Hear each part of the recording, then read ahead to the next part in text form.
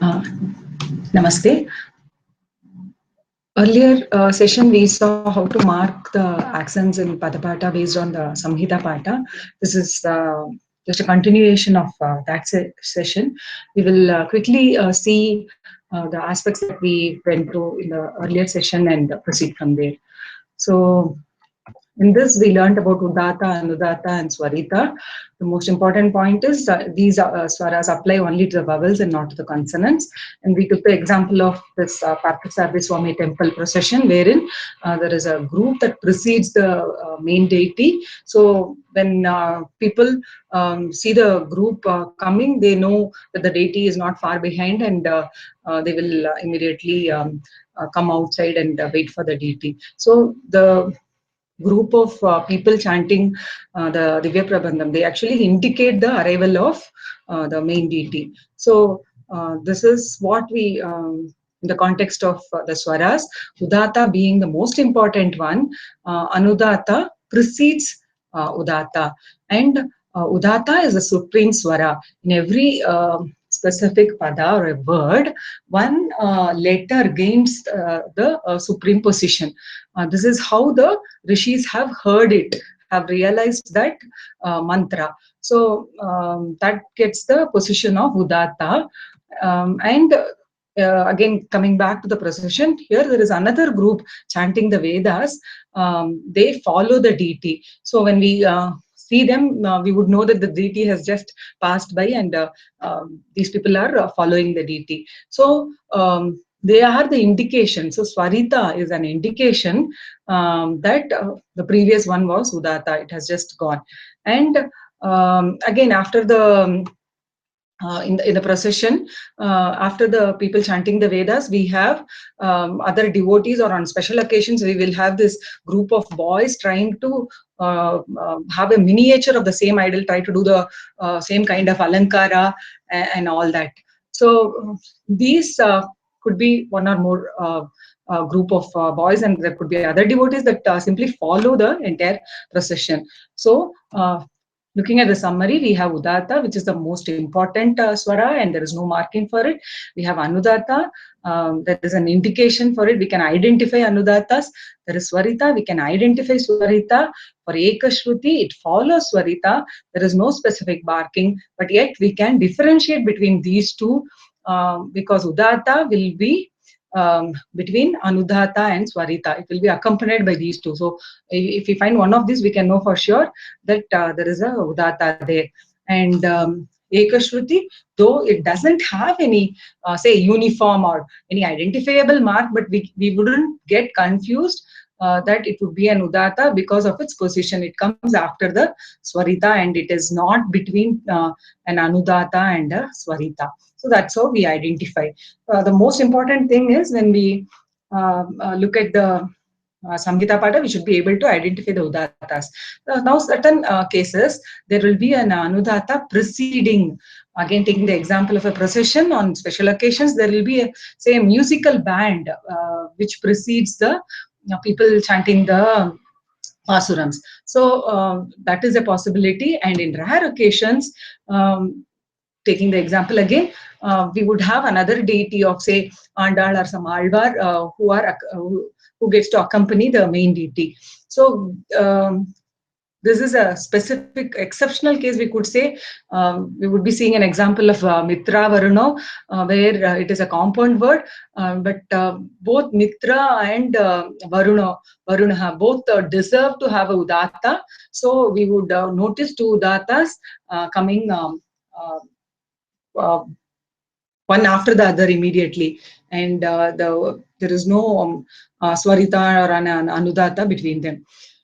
Okay, so maximum of only udatta is to be remembered, and we should know that this is the most important swara in that word that was heard or seen by the drishta or the shrota of the mantra.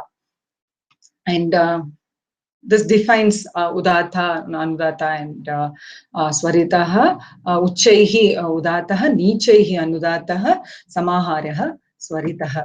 Now we saw the example. For more details, you can go back to the earlier video and check it out there. So this is all based on the information provided by Srimati Vanitha Ramaswamy Madam. If you have any more questions, you can directly reach her. Her ID is dr.vanitha.ramaswamy@gmail.com. Okay, so here looking at the Swarita and the Anudatta, we would be able to identify the Udattas. So the red ones are the Udattas, and anything that comes after, unmarked one that comes after a Swarita has to be a Ekashruti or Prachayaha, monotone. Okay, that being done, then we went on to the Padapaatha. Here we split it. So we should have the Sandhignana. Here, see, me plus A is a N Sandhi is there. Here, Yantavantesha Sandhi, Yantavanta Adesha Sandhi is there. And here, A plus A, Savarna Dirgha Sandhi is there. So, identifying the Sandhi that has been done, we need to split it back. And again, all the udattas are carried on to the Padapaatha. So again repeating, udatta is the most important word that is perceived by the sages. So we can't change anything about it. So we take exactly the same, whatever was udatta there, we take it here into the Padapaatha also. And the remaining marking. So marking, when we say, we saw no, there is no uniform for udatta. There is no marking for udatta, uniform for the main deity. Same way here, there is no marking done for udatta, but looking at the identified udattas, we will do the marking for anudatta and swarita in the Padapaatha. And we'll take the first example. So here, now that we have identified the udattas, looking at the Samhitaa-paatha, we would just put the marking. After the udatta, it has to be swarita. Before the udatta, it has to be anudatta. So this way we have done the markings, and all the consonants are ignored. Now, whatever is remaining is this mi and pra. Here, mi has to be ekashruti because it follows a swarita. What about pra? Pra is that what we saw as a music band, which comes before the people chanting the Divya Prabandham. So it is like an anuswara, which precedes the anuswara. So it can't be an udatta. Fine. So the swarita, what was there as swarita in the Samhitaa-paatha is now becoming anudatta in the Padapaatha. Okay.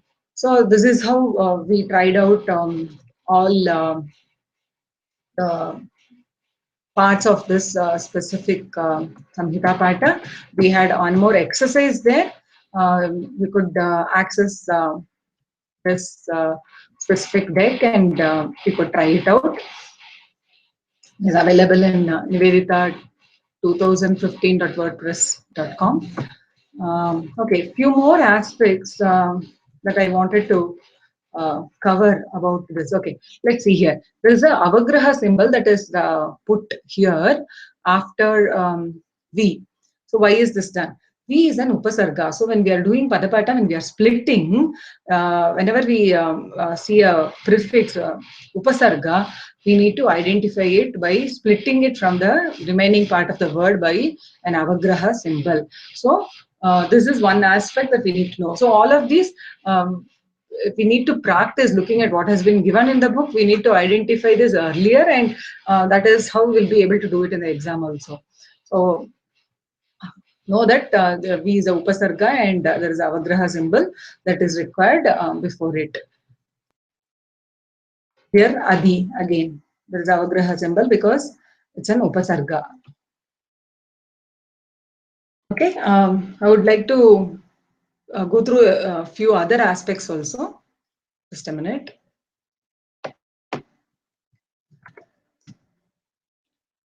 I would like to share another document which is getting uploaded in the site also. Okay, so I've covered, I guess, all the questions that have been asked in the exams, and have shown what kind of transformations are happening between the Samhitaa-paatha and the Padapaatha. For example, the common ones, the two main common rules are there, wherein what is given as a swarita at the beginning of the word in Samhita, why is it beginning in a swarita? Because the previous word's last letter is anudatta. So the next words, first letter is given as a swarita. But when we are doing the Padapaatha, our focus is only on that specific pada. We don't know the existence of the other padas or the words. So we won't start it with a swarita.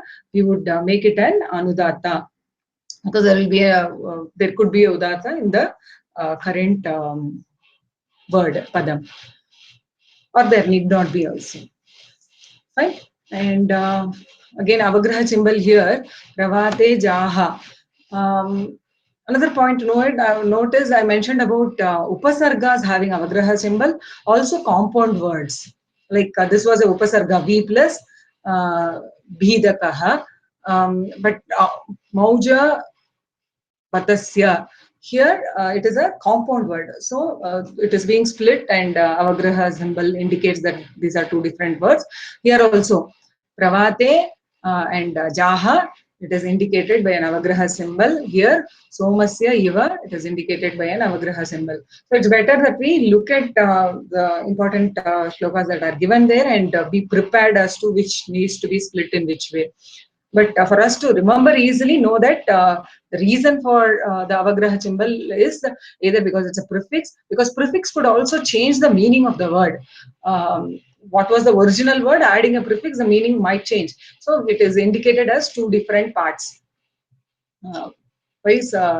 Including a avagraha symbol there. So that was about avagraha symbol. One more aspect I wanted to cover is about iti. Okay, I'll come there. Before that, there is one more here.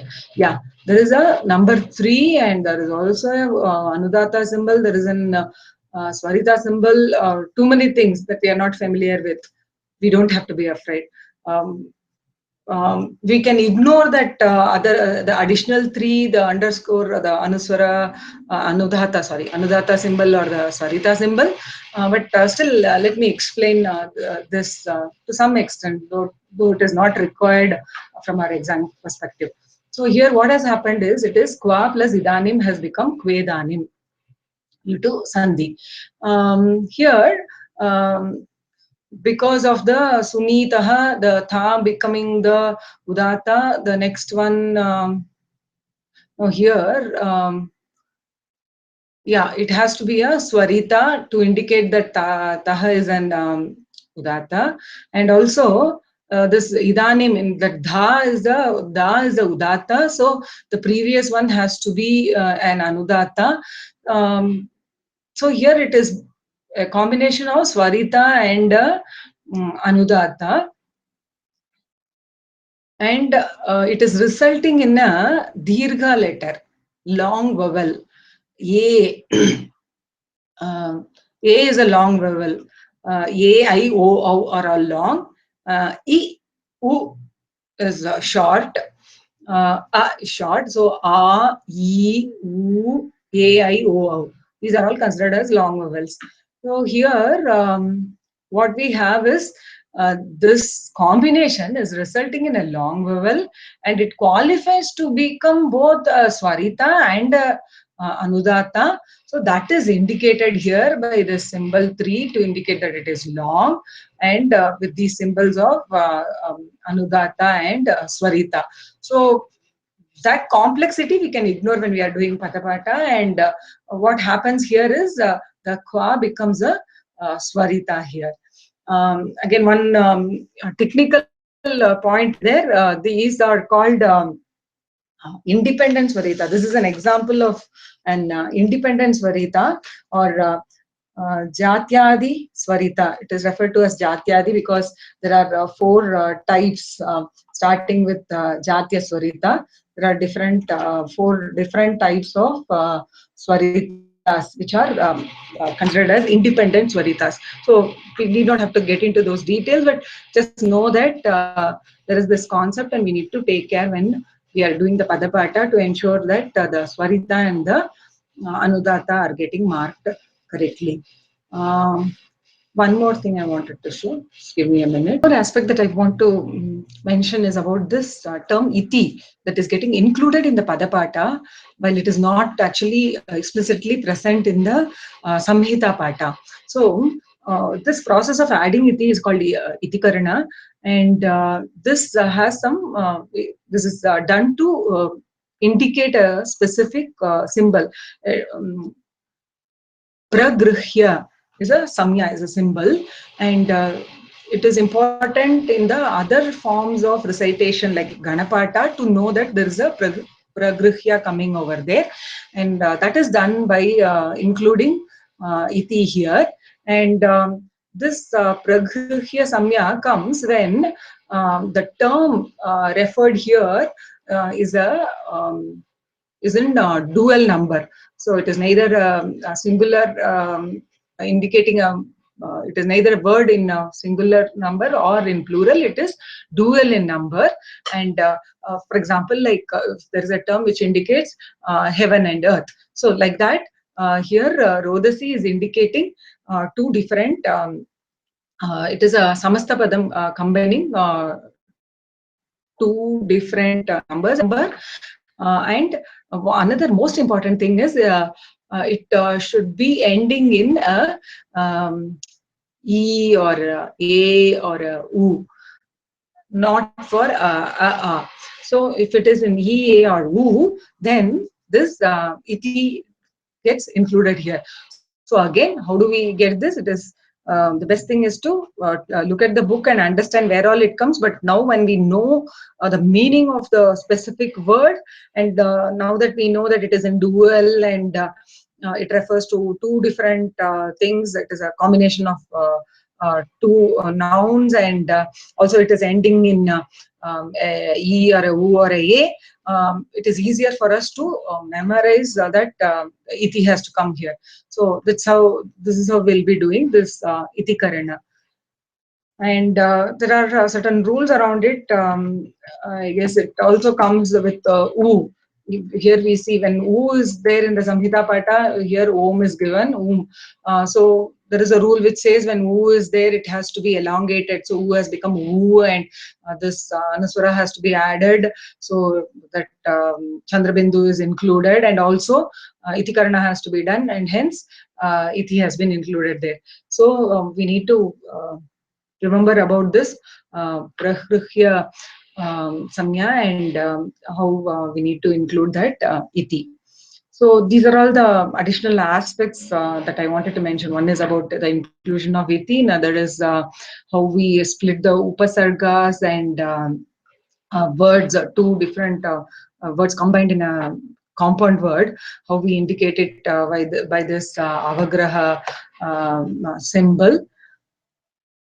And little bit about that independent swarita, or what is called as jatyadi swarita.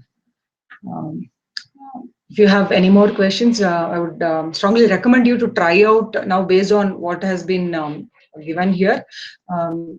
Let me summarize. There are two most important rules. One is like what we see here. If the first one happens to be a swarita because of the earlier word ending in a udatta, when we do Padapaatha, we should convert that to an anudatta. The swarita becomes anudatta. It could be a swarita, or it could be all the